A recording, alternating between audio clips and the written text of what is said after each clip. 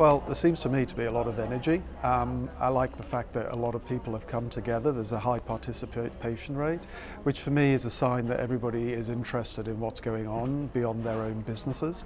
So a good opportunity for them to network with one another, learn what's happening, but also hear from some expert speakers about some specific subjects that are of interest, I'm sure, to all of these companies.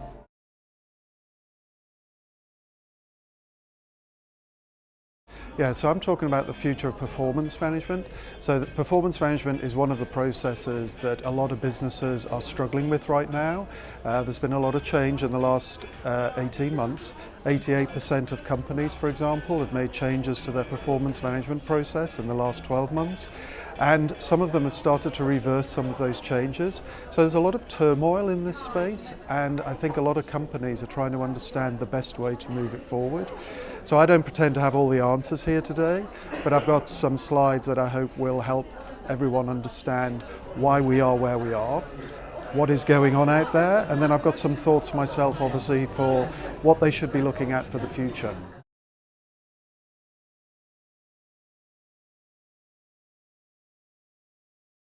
Well, I think there's a few things around this. The first is that performance management is changing and changing fast.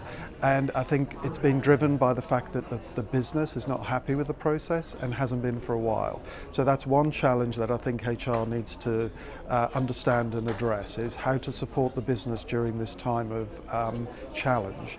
The second is that there's a lot of tension between performance management in how people are rated and ranked within the organisation, and therefore how they're paid, but also the kind of feedback that they're being given from their line manager. That tension point needs to be addressed. And then the third thing that I would say is that performance management as a process is no longer something that you can look at in isolation. It touches so many different things, not least the connection to the performance of the business. But with new generations coming into the workforce, they have a high need for a lot of feedback on an ongoing basis. Older generations didn't have the same need, so HR needs to help line managers facilitate those kinds of feedback sessions.